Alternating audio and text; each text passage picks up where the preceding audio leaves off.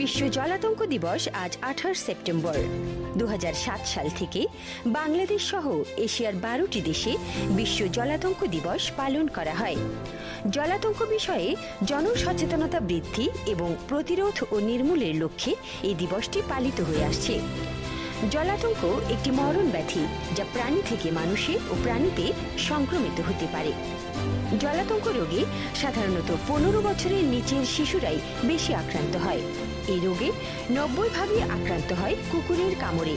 তাছাড়াও বিড়াল, শিয়াল, বেজি ও বানরের কামড়েও এ রোগ হয়ে থাকে। আক্রান্ত কুকুর, বিড়াল, শিয়াল ও অন্যান্য বন্য প্রাণীর লালায় এ রোগের ভাইরাস থাকে। এসব প্রাণীর কামড়ে ভাইরাসটি ক্ষতস্থান থেকে মস্তিষ্কে সংক্রমিত হয় এবং এতে স্নায়ুতন্ত্রের নানা রকম জটিল উপসর্গ দেখা দেয়। ফলে রোগী পক্ষাঘাতগ্রস্ত হয়ে শ্বাস ও হৃদযন্ত্রের ক্রিয়া বন্ধ হয়ে মৃত্যুবরণ করে। তবে আশার কথা হলো, সঠিক চিকিৎসা গ্রহণের মাধ্যমে জলাতঙ্ক শতভাগ প্রতিরোধযোগ্য। এই জন্য জনসচেতনতা বাড়ানো প্রয়োজন। বর্তমানে বিশ্বে বছরে 59,000 মানুষ এই রোগে মারা যায়। বিখ্যাত ফরাসি অণুজীববিদ লুই পাস্তুর 1885 সালে সর্বপ্রথম আবিষ্কার করেছিলেন জলাতঙ্কের টিকা, যার মাধ্যমে রোগটি শতভাগ প্রতিরোধ করা সম্ভব। এই অসামান্য অবদানকে স্মরণীয় করে রাখতে global alliance for rabies control নামক সংস্থা কর্তৃক তার মৃত্যু দিবস 28 সেপ্টেম্বরকে বিশ্ব জলাতঙ্ক দিবস হিসেবে স্বীকৃতি দেওয়া হয়। জলাতঙ্কে আতঙ্ক নয়, সচেতন হন। বন্যপ্রাণী এবং যেসব প্রাণী সম্পর্কে বিশেষ জানা নেই সেসব প্রাণী থেকে দূরে থাকা উচিত। যারা কুকুর, বিড়াল এসব প্রাণী পোষেন তাদের উচিত এসব প্রাণীকে টিকা দিয়ে নেওয়া। একবার টিকা দিলেই কাজ শেষ হয়ে যায় না, নিয়মিত বিরতিতে টিকা দিতে হয়। যাদের ঝুঁকিপূর্ণ পরিবেশে কাজ করতে হয় তারা আগে থেকেই জলাতঙ্কের টিকা নিয়ে রাখতে পারেন। আতঙ্ক নয়, সচেতন হন, জলাতঙ্ক প্রতিরোধ করুন। বিশ্ব স্বাস্থ্য সংস্থার তথ্য মতে জলাতঙ্কের কারণে প্রতি বছর বিশ্বের 150টি দেশের প্রায় 59,000 মানুষের মৃত্যু হয়, যার 95% ঘটে এশিয়া ও আফ্রিকার দেশগুলোতে। তবে প্রাণীর কামড় বা আঁচড়ের সঙ্গে সঙ্গে প্রয়োজনীয় ব্যবস্থা নিলে রোগটি শতভাগ প্রতিরোধ করা সম্ভব বলে মনে করেন বিশেষজ্ঞরা। আজকে 28 সেপ্টেম্বর বিশ্ব জলাতঙ্ক দিবস। সারা বিশ্বে এটা পালিত হচ্ছে। তারই ধারাবাহিকতায় বাংলাদেশের ব্রাহ্মণবাড়িয়া জেলায়ও জেলা প্রাণী সম্পদ বিভাগ থেকেও এটা পালিত হচ্ছে। সেই আলোকে আমরা আলোচনা সভা এবং সেখানে বিভিন্ন পেট অ্যানিমেল যারা লালন পালন করে তাদেরকে নিয়ে বিভিন্ন করণীয় বিষয়ে বিভিন্ন বিষয়ে তাদেরকে অবহিত করার জন্য আজকে আমাদের এই আয়োজন। তো এবারই প্রথম যে আমাদের প্রাণী সম্পদ অধিদপ্তর থেকে যারা পেট অ্যানিমেলের সাথে জড়িত বা লালন পালন করছেন তাদেরকে বিনামূল্যে অ্যান্টি রেবিস অর্থাৎ কামড় দেওয়ার আগেই যেটা দেওয়া হয় সেই অ্যান্টি রেবিস ভ্যাকসিন সরবরাহ করা হচ্ছে। তো আমরা আজকে থেকেই আমরা এই বিনামূল্যে আমাদের জেলার বিভিন্ন উপজেলা সহ আর কি আমরা সকল পর্যায়েই আমরা এই ভ্যাকসিনটা সরবরাহ করব।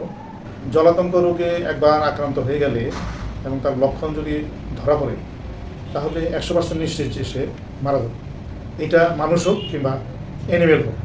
সারা বিশ্বে 70,000 মানুষ এই জলাতঙ্ক রোগে আক্রান্ত হয়ে মারা যায়। তো বাংলাদেশেও এর সংখ্যা কম নয়। তো মানুষ আগের চাইতে এখন আরও বেশি পেট অ্যানিমেলের সাথে যুক্ত হচ্ছে বিধায় এর সচেতনতা বা করণীয় বিষয়গুলোর গুরুত্ব আরও বেশি অনুভব হচ্ছে।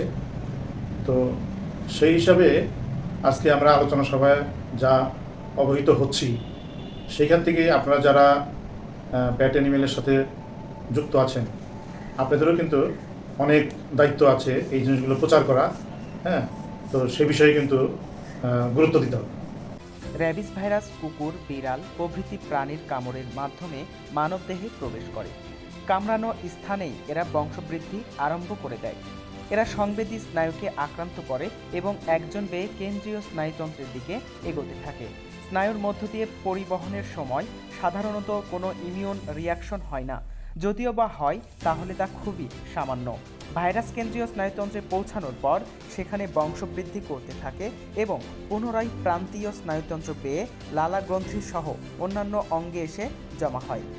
লালাগ্রন্থি থেকে লালারসে ভাইরাস প্রবেশ করে, ফলে জলাতঙ্ক রোগীর কামড়ের মাধ্যমে এটা অন্যের দেহে পরিবাহিত হতে পারে। স্নায়ুতন্ত্রে এটি নিউরনকে ধ্বংস করে এবং এনসেফালাইটিস করতে পারে। এবারে প্রাণীর শরীরে জলাতঙ্কের লক্ষণসমূহ জেনে নেওয়া যাক। র্যাবিস ভাইরাস প্রাণীর নার্ভাস সিস্টেমকে আক্রমণ করে থাকে। প্রাণীভেদে জলাতঙ্কের বিভিন্ন রকম লক্ষণ দেখা দিতে পারে। জলাতঙ্ক সাধারণত দুই রকমের হতে পারে। একটি হলো ফিউরিয়াস ফর্ম, যা মানুষ ও কুকুর সহ সকল আক্রান্ত প্রাণীতে ম্যাড ডগ সিনড্রোম তৈরি করে। এক্ষেত্রে আক্রান্ত প্রাণীতে অস্থিরতা, রাগান্বিত মনোভাব, কাঠ প্লাস্টিক সহ বিভিন্ন কিছু খেয়ে ফেলা, অন্য প্রাণী ও মানুষের প্রতি কোনো রকম ভয় না থাকা, যখন তখন কামড়ানো বা কামড়াতে চাওয়া, ঠিকমতো হাঁটতে না পারা সহ বিভিন্ন লক্ষণ দেখা যায়। আক্রান্ত হওয়া বাচ্চা প্রাণীদের ক্ষেত্রে একা থাকার মনোভাব দেখা দেয়। এছাড়া অনেক ক্ষেত্রে মানুষের সাথে অতিরিক্ত বন্ধুত্বপূর্ণ আচরণ করতে পারে, যদিও তাদেরকে আদর করার সময় আচমকা কামড়ে দিতে পারে।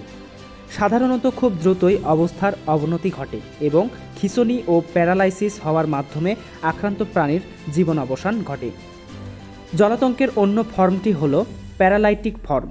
এক্ষেত্রে আক্রান্ত প্রাণীর মুখ থেকে অনবরত লালা ঝরা, খাবার বা পানীয় ঢোক গিলতে না পারা, নিচের চোয়াল ঝুলে থাকা, আলো ও শব্দে ভীত হওয়া ইত্যাদি লক্ষণ দেখা দেয় এবং কয়েক ঘন্টা থেকে 2-1 দিনের মধ্যে প্রাণীটি মারা যায়।